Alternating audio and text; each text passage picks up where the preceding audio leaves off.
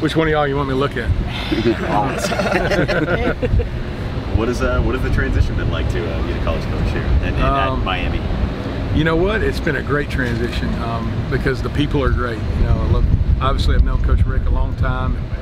I've said my whole life to kids, your people decisions in life are your most important decisions, and you know, picking a guy like Mark Rick to be your boss and somebody to work for, and just to, you know, and I've been blessed my whole life to be around great people like that. But that part of it was a no-brainer, being at the U and the D-line tradition and the players that have come out of here, and then the whole staff, the guys, you know, on the defensive side of the ball, Manny, great leader, great guys in the room, great culture.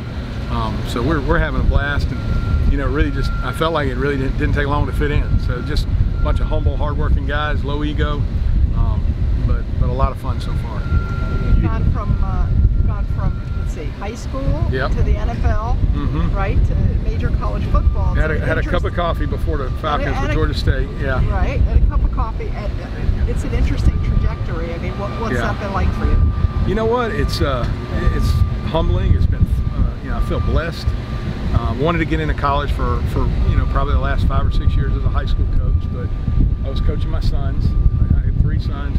My 2 youngest played for me, and I always said when I said no to jobs that I wanted to do personally that I might regret it, but I would never regret coaching my boys. And the highlight of my coaching career for the rest of my life would be being on the grass with my sons and watching them grow up around ball and doing life with the coaches I got to hire that spoke truth and did life with them, and just been a blast, like a cool ride. And then, you know, a year and a half ago, Sean Elliott took the Georgia State job, so I think it was 5 days after Jake's last game at Buford in December. You know, took the job at Georgia State as a D-line coach, and 8 weeks later, DQ called me, and just couldn't say no to that.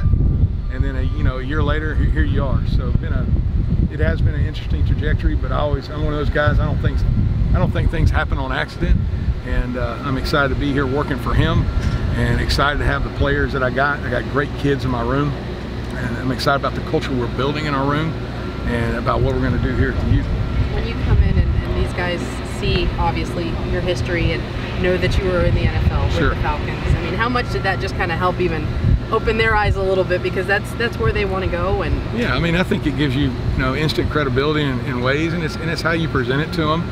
I told the guys, I mean, I think the coolest experience I can have that almost helps them as much as coaching them is from whether it was during free agency and evaluating players, defensive linemen, or getting ready for last year's draft and starting to get ready for this year's draft, of what are head coaches, general managers, defensive coordinators, and D-line coaches looking for.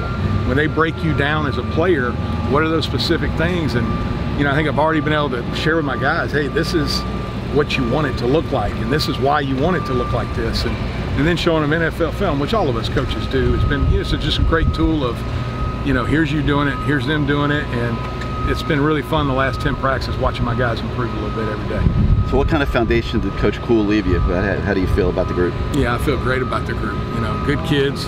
Obviously, you know, we lost a bunch of kids last year, and we got to get our numbers up. Looking forward to those guys we got coming in this summer to build depth, and I'm hoping those guys are ready to come in and compete and get ready to play. But we got a great room.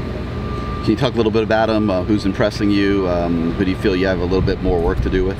You know what, obviously, I feel like I got a lot of work to do with everybody. You know, I can't wait till we get to the end of the spring and you get that summertime out here on the grass and horns aren't blowing, and, you know, you can slow down and teach a little slower. I always say, if you can't teach, you can't coach, and I love getting my hands on these kids and walking and talking and teaching and seeing them connect the dots. But certainly, they all got to get better. I've been really impressed with some of the older guys. You know, looking forward to getting Demetrius Jackson back healthy. Been really fired up about Joe Jackson, the way he's responded to what we're doing, how we're playing. He's playing really hard. You know, he's been really tough out here, and really enjoyed him. And some of those young guys that are coming on have done a good job. And, you know, G. Willis, like Joe, has set a great example for where I don't think either one of those guys have had a bad day in 10 days. I mean, they come out here with intent, ready to practice, ready to work, ready to be a day better. And when you have old guys in your room that have that kind of approach to ball, it makes everything a lot easier. Just one of the things that Coach Banda shared with us was the CT test that you're giving these guys, and just how it's fired, you know, players up. Can you tell us a little bit about it and just what it is, and you know, the reaction you've seen with it? You know what? It's just, you know, every day evaluating. You know, you evaluate a guy's skill, you know, and his skill development, his knowledge of your scheme, and then you also, you know, something I got from DQ. You know, you evaluate kids when they're competes and toughs every day. You know, the way they come out here and their prep, their urgency, you know, their finish, their toughness, their strain, you know, all those things, those intangible things that you talk about as a coach, you know, just trying to find ways to grade it is kind of what they're talking about. Who have been your top 3 compete and tough guys? You know what? I don't know if I could list 3. Probably the old guys. I haven't really done the averages, but we give them a score every day, and they're what's fun about our kids is they are competitive about everything, and we grade everything. You know, there's production to everything, there's winning and losing to everything, and there's a score posted every day for every area of every practice. And man, our kids come in and it means something to them. I mean, I have a hard time starting to meet sometimes for them wanting to see their numbers and what somebody else's numbers. You know, man, the positive, I'm in the negative, where am I at? Coach, you know, you missed one of my tackles, or coach, I had a, you know, just all the different production points we can give them for the different things they can do. I had a block on an interception. So there's a million things that they care about and is important to them, and that's a credit to Manny and the culture he's built on defense here. What was your first impression of Gerald Willis as a person?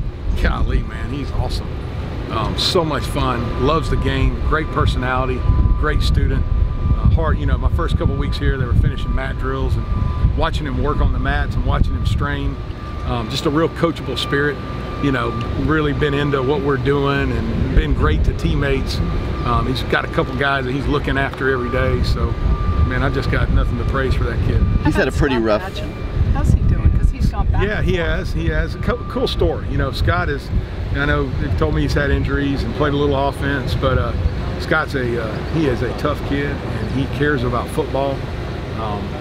And when the ball snapped, he's got one speed, and it's fun to coach him and fun to watching him. And he's one of those guys that every day the light's coming on a little more for him. And I'm looking for big things out of him this summer and seeing him keep improving. We've heard a lot about Greg Rousseau, you know, his work in the scrimmages. How much of the game overall do you think he understands at this point and can replicate on the field? How much does he get it? You know what? Not near what he needs to, but probably more than I expected. How about that for an answer? He's got a million miles to go, but he's so much fun to watch. He does some things you can't coach, the length that he has, but he is a raw talent, but he is a fast learner, and he's very attentive. And I always say you can't coach care, and Greg Rousseau cares, so he's fun to have every day. Thank you. All right, guys.